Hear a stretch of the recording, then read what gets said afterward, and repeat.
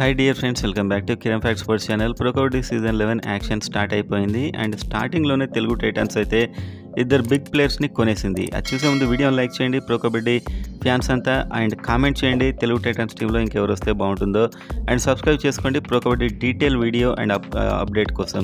So వీడియోలోకి వెళ్ళినట్లయితే Telugu Titans ఇవాళ పవన్ షరావత్ని యూ ముంబై అయితే తీవ్రంగా ట్రై చేసింది. యాక్చువల్గా యూ ముంబై కొనింది 1,72,50,000 కొనింది యూ ముంబై.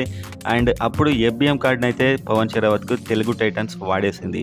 సో 1,72,50,000 అంటే పోయినసారి కంటే చాలా తక్కువ, దాదాపు 90 లక్షల దాకా తక్కువకి పవన్ షరావత్ రావడం జరిగింది.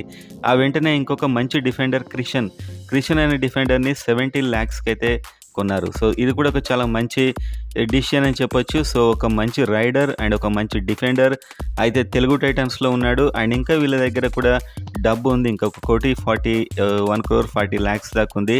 ఒక మంచి యంగ్ రైడర్స్ ఇంకొక ఇద్దరిని కొంటే సరిపోతుంది, సూపర్గా టీం అయితే సెట్ అవుతుంది. ఆల్రెడీ 12 members ఉన్నారు, ఇంకొక 6 membersని కొన్నా సరిపోతుంది. 1,40,000 ఉంది. ఇంకా latest update and A player ఎలా ఆడతాడు మొదలైన వాటితో ఇంకొక వీడియోలో కలుస్తాను, లేకుంటే రేపు లైవ్ అయినా పెడతాను.